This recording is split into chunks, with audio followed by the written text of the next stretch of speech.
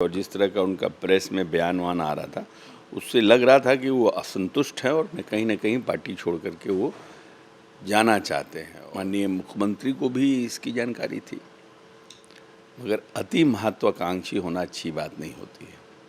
ये पहली बार कोई उपेंद्र कुशवाहा जी पार्टी छोड़ के नहीं गए।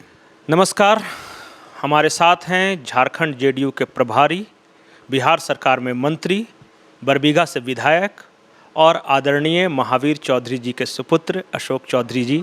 अशोक जी, आपका बहुत बहुत स्वागत है समाचार प्लस में। धन्यवाद।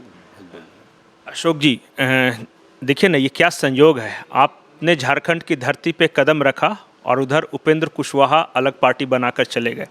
पिछली बार समता पार्टी से अलग हुए तो राष्ट्रीय लोक समता पार्टी बनाया, इस बार जनता दल यूनाइटेड से अलग हुए तो राष्ट्रीय लोक जनता दल पार्टी बना दिया। आप लोग को अंदाज़ा था पहले से? नहीं, जिस तरह की उनकी एक्टिविटी थी और जिस तरह का उनका प्रेस में बयान आ रहा था, उससे लग रहा था कि वो असंतुष्ट हैं और कहीं न कहीं पार्टी छोड़ कर के वो जाना चाहते हैं। और माननीय मुख्यमंत्री को भी इसकी जानकारी थी। क्या लग रहा है, क्यों गए वो? वापस छोड़ के आए, उन्होंने अपनी पार्टी का विलय किया, फिर अचानक नीतीश कुमार और उपेंद्र कुशवाहा के बीच ये खटास कैसे पैदा हो गई? कोई कहता है कि ललन सिंह इसका कारण थे, कोई कहता है कि कम्युनिकेशन गैप हो गया था। देखिए, ऐसा है कि महत्वाकांक्षी होना तो अच्छी बात है, मगर अति महत्वाकांक्षी होना अच्छी बात नहीं होती है। ये पहली बार कोई उपेंद्र कुशवाहा जी पार्टी छोड़ के नहीं गए। ये तो नीतीश कुमार जी का, जिनको बोलते हैं कि दिल बड़ा था, और जब पहली बार वो विधायक बन करके आए थे तो उनको माननीय नेता ने विपक्षी दल का नेता बनाया था विधानसभा में, और विपक्षी दल के नेता को कैबिनेट मिनिस्टर का स्टेटस प्राप्त होता है, जबकि उस समय बहुत वरीय नेता उपलब्ध थे पार्टी के पास, लेकिन फिर भी उपेंद्र कुशवाहा जी को माननीय नेता ने बनाया वहाँ पर विपक्षी दल का नेता। ये तो अपना नाम भी उपेंद्र कुमार सिंह लिखते थे। उपेंद्र कुशवाहा भी माननीय नेता ने इनका नामकरण किया कि कुशवाहा लिखिए। उसके बाद फिर ये पार्टी छोड़ के चले गए, दोबारा आए, तब इनको राज्यसभा भेजा गया। फिर वो राज्यसभा जाने के बाद फिर पार्टी छोड़ दिए, फिर नए पार्टी का गठन किए। फिर जब राज्यसभा से हटे और नई पार्टी का गठन किया, उसके बाद एनडीए में चले गए। फिर एनडीए से इनका खटपट हुआ, फिर एनडीए छोड़ करके फिर हम लोग के साथ आए, और बजाप्ता तीसरी बार नीतीश जी ने बहुत अपनी पार्टी का भी विलय किया और फिर एमएलसी बने। तो जब जब हमको लगता है उपेंद्र कुशवाहा कमज़ोर हुए तो नीतीश कुमार का सहारा लेकर के उन्होंने पद प्राप्त किया, और जब पद प्राप्त किया उसके बाद लोगों के साथ बार्गेन किया और उसके बाद पार्टी छोड़ करके चले गए। कहाँ पद दिया उनको? तो मुख्यमंत्री की इच्छा थी, वो कह रहे थे कि भाई कुर्मी से एक ठो नीतीश कुमार बन गए हैं, लव कुश में हम कोयरी बच्चे हैं, कोयरी के बड़े नेता हैं, तो विरासत हमको सौंपनी चाहिए। अब उनका ये कहना है कि जेडीयू के अंदर एक भूंजा पार्टी, पता नहीं क्या ये शब्द इस्तेमाल करते हैं, हमें नहीं समझ में आता कि क्या भूंजा पार्टी होता है। वो कह रहे हैं कि भाई जिस तरह के लोगों से नीतीश कुमार घिरे हुए हैं वो उनको गलत सलाह दे रहे हैं। ये सच है क्या? कुछ होता है क्या इस तरह? मान लीजिए कि अगर ऐसी बात है तो ये तो तीसरी बार गए ना, तो पहली बार किस कारण से गए, दूसरी बार किस कारण से गए? मान लीजिए तीसरी बार भुंजा पार्टी के कारण चले गए, तो पहले दो बार किस कारण से गए, उसका भी खुलासा करना चाहिए। तो हम बार बार कहते हैं कि महत्वाकांक्षी होना तो हर एक नेता को अच्छी बात है, क्योंकि आप प्रोग्रेसिव होते हैं, उससे आप आगे की सोचते हैं, आगे बढ़ने की ललक होती है। मगर बहुत ज़्यादा अति महत्वाकांक्षी होना सही बात नहीं। नीतीश जी अभी प्रदेश की बागडोर संभाल रहे हैं, और सरकार हमारी अच्छी से चल रही है। उस निर्णय में कि हम इधर आए, उस निर्णय में भी उपेंद्र कुशवाहा जी साथ ही थे। उस ऐसा नहीं है कि उस निर्णय में साथ नहीं थे, तो सब चीज़ में साथ थे। और फिर एक बैक उनको क्या हुआ, ये तो वही बताएंगे कि ऐसी क्या परिस्थिति आई। तो हमको तो यही लगता है कि जब आप कहीं नहीं थे, जब इस बार आए थे तो उन्होंने एमआईएम और बसपा के साथ अलायंस किया था और घोषित हुए थे कि हमारे मुख्यमंत्री बनेंगे उपेंद्र कुशवाहा जी। उसके बाद इनका सुपरा साफ हो गया, तो ना एनडीए के रहे ना आरजेडी के साथ ही जा पाए, तो इनका सुपड़ा साफ हो गया। तो नीतीश जी के पास आ गए, और नीतीश जी के पास आके पार्टी का विलय कर लिए, एमएलसी भी बने, पार्लियामेंट्री बोर्ड के चेयरमैन भी बने, तो एक स्टेटस पा लिए। जब एक स्टेटस पा लिए तो बाकी जगह उन्होंने अपना कार्ड खेला और फिर अपना कहीं अलायंस के लिए चले गए। एक आरोप और है, कल मैं बयान भी देख रहा था, ललन सिंह जी का भी ये कह रहे थे कि 2025 की बात क्यों कर रहे हैं, अभी तो 2024 की बात करें। आज केसी त्यागी जी हैं, उन्होंने कहा कि नीतीश कुमार सक्षम है 2030 तक नेतृत्व देने का, इसलिए इस तरह कोई सवाल ही पैदा नहीं होता। लेकिन उपेंद्र कुशवाहा और कई लोगों का ये कहना है कि कुछ डीलिंग हुई है आरजेडी के साथ। वो डील को लेकर बार बार ये सवाल उठा रहे थे कि हम अपनी विरासत को नहीं लालू के बेटों के हाथे सौंपने देंगे। वो कुछ इस तरह की बात हुई है क्या? देखिए, आप पार्टी के सीनियर मंत्री हैं और कई लोगों के मन में अगर ये कन्फ्यूज़न है, पार्टी के कैडर के मन में कन्फ्यूज़न है, तो नेतृत्व को ये साफ कर देना चाहिए कि वो सचमुच तेजस्वी को सौंपने वाले हैं या नहीं सौंपने वाले हैं, जेडीयू अलग एंटिटी रहेगी या फिर उसका विलय होगा। स्पष्ट तो कर देना चाहिए ना ये। तो माननीय मुख्यमंत्री जी ने स्पष्ट, नेता ही ने स्पष्ट कर दिया है कि मुख्यमंत्री जी तो कह रहे हैं कि 2025 के बाद तेजस्वी संभालेंगे। ललन सिंह कह रहे हैं कि 2025 की कभी बात ही नहीं हुई। कैसी त्यागी कह रहे हैं कि 2030 तक संभालें। कन्फ्यूज़न इसलिए कैडर में होता है। देखिए, ऐसा है कि इस सब में ये लोग तो कन्फ्यूजन करने का प्रयास कर रहे हैं, क्योंकि उपेंद्र कुशवाहा को जाना था तो उन्होंने एक शब्द का इजाद किया कि डील हुई है आरजेडी के साथ। राजनीति में कोई डील नहीं होती है, कोई बिजनेस नहीं है कि हम डील करते हैं। हम साझा कार्यक्रम बनाते हैं और एक पॉलिटिकल प्लेटफॉर्म पर आकर के साझा कार्यक्रम के साथ पार्टी को आगे ले जाते हैं, प्रदेश को आगे ले जाते हैं। नीतीश कुमार का जो व्यक्तित्व वो डील करने वाला व्यक्तित्व नहीं है। नीतीश कुमार का व्यक्तित्व सब लोग जानता है, किस ईमानदारी और निष्ठा के साथ उन्होंने बिहार को आगे बढ़ाया है। ये तो क्योंकि उपेंद्र कुशवाहा को जाना था तो वो एक कन्फ्यूजन पैदा करने के लिए एक परसेप्शन क्रिएट कर रहे हैं ना कि एक डील हुआ है या कि 25 नहीं रहेगा, जो वहाँ के नेता हैं मेरे पास आ जाओ, नहीं तो वो इसीलिए ना। नहीं, वही कन्फ्यूजन पैदा करना चाहते हैं और एक परसेप्शन क्रिएट करना चाहते हैं लोगों के दिमाग में।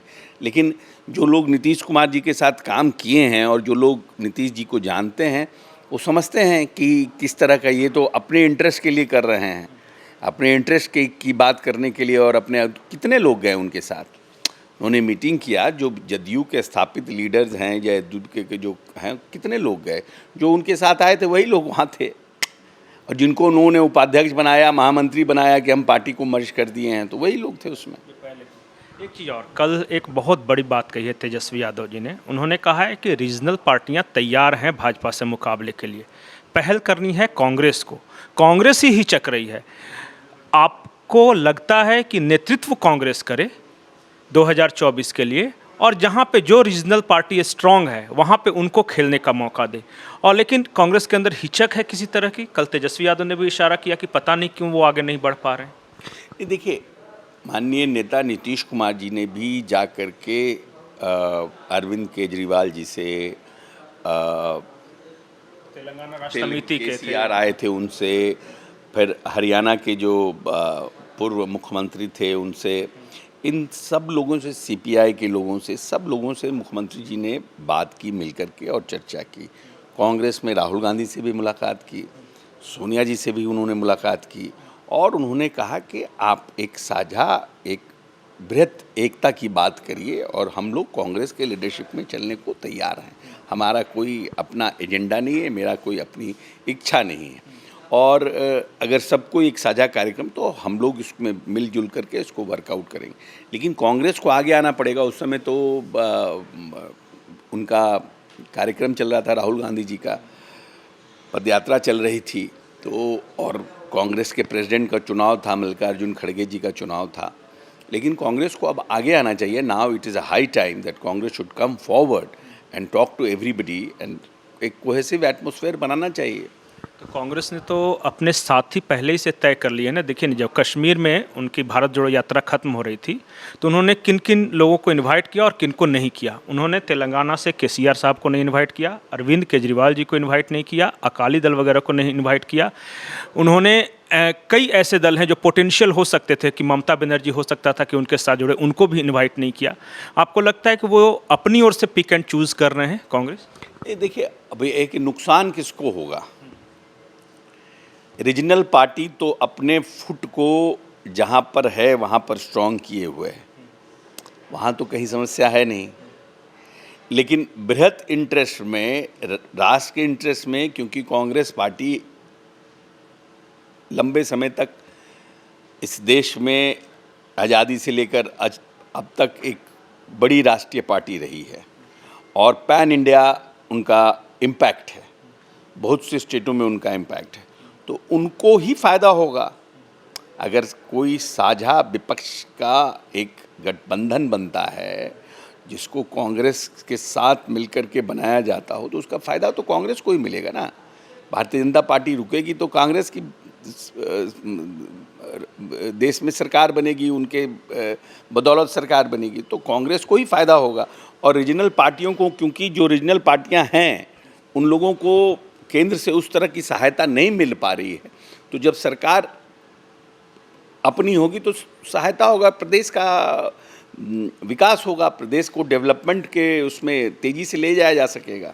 ईगो इशू है। ईगो ये है कि कांग्रेस के कई नेताओं को लगता है कि हमें अपना घर फूंक कर दूसरे का घर नहीं बसाना चाहिए, हमारा वहाँ पे इतना हक बनता है, ये सीट हमें जीत सकते हैं, हम दोबारा खड़ा हो सकते हैं, तो हम रीजनल पार्टी को वहाँ क्यों स्पेस दे बढ़ने का। इस तरह का ईगो बहुत सारे कांग्रेस के नेता कहते हैं। देखिए, वो सब तो Congress has tried twice, no, Congress ने तो 2 बार ट्राई किया ना, 2014 में और 2019 में तो कांग्रेस ने ट्राई कर लिया ना। अब तो now it is a high time that Congress should come together, सबको एक साथ लेकर करना चाहिए। ये तो पॉलिटिकल डिसीजन है, ये तो कांग्रेस को ही लेना डिसीजन है, कांग्रेस पार्टी को डिसीजन लेना है। और हमको लगता है कि कहीं ना कहीं मंथन चल रही है और ऐसा कुछ बात चल रहा है, और उन लोगों ने भी ऐसा संदेश दिया है कि रायपुर के अधिवेशन पे इस पर चर्चा होगी। Sonia Gandhi was more adjustable, उनको जब कोई जूनियर पार्टनर से बात करना था तो वो सुनती थी, समझती थी। राहुल गांधी के बारे में बोला जाता है कि वो बहुत ज़्यादा नेगोशिएशन पसंद नहीं करते। इशू सिर्फ गठबंधन को लेकर नहीं है, चेहरे को लेकर भी है। कई लोग ये मानते हैं कि राहुल गांधी को 2 बार ट्राई कर लिया गया, कोई ऐसा चेहरे को मौका दिया जाए जिसके आसपास सारे लोग जुड़ सकें और जिसकी मतलब कि जनता में साख ऐसी हो कि वो उसे प्रधानमंत्री के रूप में प्रोजेक्ट किया जा सके। क्या आपकी पार्टी इस दिशा में किस तरह से विचार कर रही है? नीतीश कुमार वाला जो इशू था, और कई लोग ऐसे हैं, अरविंद केजरीवाल हैं, ममता बनर्जी ने प्रयास किया, केसीआर ने प्रयास किया, कोई वैकल्पिक चेहरा हो सकता है क्या? या राहुल गांधी मजबूरी है कि अगर वो नहीं उनको चेहरा बनाएगा तो आप लोग का गठबंधन ही नहीं बन सकेगा? देखिए, चेहरा इज़ नॉट अ इशू।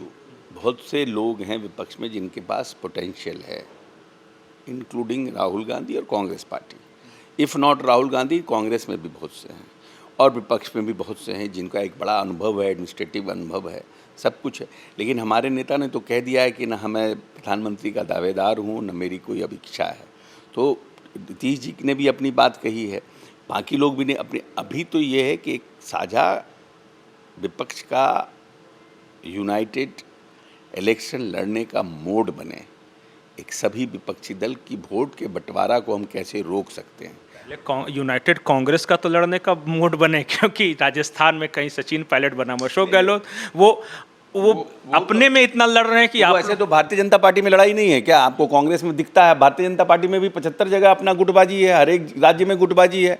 वैसे तो हर एक जगह गुटबाजी है ना, तो पॉलिटिकल राइवलरीज तो अपने होते ही हैं, हर एक पार्टी हर एक जगह है, भाजपा में नहीं है। जैसे मान लीजिए, ऐसा नहीं ना होता कि मीटिंग कर रहे हैं, एक दूसरे को गाली दे रहे हैं। आप देखिए ना राजस्थान में जो कुछ हो रहा है, या फिर कई ऐसे राज्यों में हैं। कहा यह जा रहा है कि केपीसी देव जो हैं छत्तीसगढ़ में, वो भूपेश बघेल के खिलाफ मोर्चा खोले, खुल के एकदम आ जाते हैं। Why you people are only looking after Congress and the regional parties dispute? Why can't you see in BJP there are lot of dispute inside the BJP also? क्या डिस्प्यूट है? देयर इज बहुत है states में dispute है। क्या है कर्नाटका में? क्या है कर्नाटका का? आप देखिए स्थिति क्या है, झारखंड में क्या है, 2 स्थितियां तो है ही हैं सब जगह। ऐसा नहीं है कि सिर्फ ये कांग्रेस में है और कांग्रेस के आपको कमियां दिख रही हैं और भारतीय जनता पार्टी की कमियां। वो तो जहां जहां पॉलिटिकल पार्टी होते हैं वहां वहां महत्वाकांक्षी लोग रहते हैं, वहां वहां डिस्प्यूट होता है। That is not a big. आखिरी सवाल इंटरव्यू का, आपको लगता है कि Rahul Gandhi is disinterested politician? उनको कई बार, कल प्रधानमंत्री का एक मैं बयान देख रहा था कि एक ही प्रोडक्ट को बार बार लॉन्च रीलॉन्च कई तरह से लॉन्च कर रहे हैं। जब वो प्रोडक्ट नहीं बिक रहा है मार्केट में तो नया प्रोडक्ट लाओ ना भाई। पिटे हुए मोहरे को कब तक चलाओगे यार इस इशू में कि अब राहुल गांधी नहीं तो फिर कोई नहीं, चाहे पूरी हस्ती मिट जाए? ये एजेंडा है भारतीय जनता पार्टी का, और भारतीय जनता पार्टी इस एजेंडे पे काम कर रही है कि राहुल गांधी पिटा हुआ है। राहुल गांधी पिटा हुआ है, ये जनता डिसाइड करेंगे। नरेंद्र मोदी जी को डिसाइड करने की ज़रूरत नहीं है ना। कांग्रेस पार्टी के जो लोग हैं, कांग्रेस पार्टी 70 साल तक इस देश में राज्य की है। आज़ादी से लेकर आज तक कांग्रेस पार्टी की भूमिका रही है, और कांग्रेस पार्टी के जो लोग हैं वो सक्षम हैं अपने नेता का सेलेक्ट करना, और देश का प्रधानमंत्री कौन होगा इसका सेलेक्ट करना। इसके लिए मोदी जी और भारतीय जनता पार्टी के लोगों को एडवाइस करने की आवश्यकता नहीं है। बहुत से ऐसे लोग हैं जो 4-4 बार चुनाव हार गए हैं, लेकिन एक सक्सेसफुल चीफ मिनिस्टर रहे हैं। मोदी जी तो चुनाव लड़े नहीं, वो तो मुख्यमंत्री बन गए, तो चुनाव तो लड़े नहीं। तो ये कहना कि कौन बनता है, किसके भाग्य में क्या है, इसका हमको नहीं लगता है कि इसका ये कहना कि पिटे हुए मोहरों को बार बार क्यों यूज़ किया जा रहा है। Let the opposition decide his face and let them be united. इनको तो डर है कि राहुल गांधी अब इतना घूम रहे हैं, पदयात्रा कर रहे हैं, और कहीं ओपोजिशन यूनाइट हो जाएगा तो स्थिति खराब हो जाएगी। तो इनकी बहुत अच्छी स्थिति तो है नहीं ना। अच्छा, चूँकि आप झारखंड में हैं, आखिरी सवाल झारखंड से करता हूँ। झारखंड के जेडीयू के कई लोग भाजपा के खिलाफ आवाज़ उठाते रहे हैं। यहाँ आपके खीरू महतो राज्यसभा सांसद बने। स्कोप नज़र आता है जेडीयू का झारखंड में? कैसे? बहुत नहीं, बहुत स्कोप है। संगठन को धारदार बनाने पर झारखंड में बहुत स्कोप है। हमारे यहाँ 8-8 एमएलए हुआ करते थे, फिर 5 हुए, फिर 2 हुए, फिर नील हो गए। तो कहीं ना कहीं संगठन के ऊपर उतना जो ध्यान देना चाहिए था वो कहीं कहीं निगलेक्ट हुआ झारखंड, और इसके चलते हमारी जो पैठ है वो कम हुई है। तो उसको और संगठन को सशक्त और धारदार बनाएंगे, उसके माध्यम से हम लोग चुनाव में जाएंगे। और हमको पूरी उम्मीद है कि नीतीश कुमार का जो कार्यप्रणाली है बिहार में। एक क्वेश्चन है, सॉलिड बताइए, अगले विधानसभा चुनाव में कितनी सीटों पर लड़ने का प्लान कर रहे हैं? हम लोग अब देखिए, अभी तो हम संगठन को धारदार बनाने का प्रयास कर रहे हैं। कहाँ नहीं, हमारा तो प्लान है कि हम ज़्यादा से ज़्यादा सीटों पर लड़ें। अब कितने सीटों पे लड़ेंगे ये सब मार्च के बाद हम आपको। गठबंधन का प्लान है कि अकेले? नहीं, अभी तो हम अपनी पार्टी को सशक्त कर रहे हैं। गठबंधन तो बाद की बात है, अभी तो पार्टी के संगठन को सशक्त करना है, ये जिम्मेवारी हमारी है। अशोक जी, आपका बहुत बहुत स्वागत समाचार प्लस से बात करने के लिए। तो ये थे बिहार सरकार के मंत्री अशोक चौधरी जी। इनका कहना है कि देश स्तर पर हो या बिहार स्तर पर, नीतीश कुमार का जलवा है और बरकरार रखेगा। झारखंड की बात करें तो इनका कहना था कि फिलहाल ध्यान संगठन पे है, चुनाव की बात मार्च के बाद करेंगे। हम अपने कैमरामैन राकेश के साथ पंकज प्रसून, समाचार प्लस, रांची।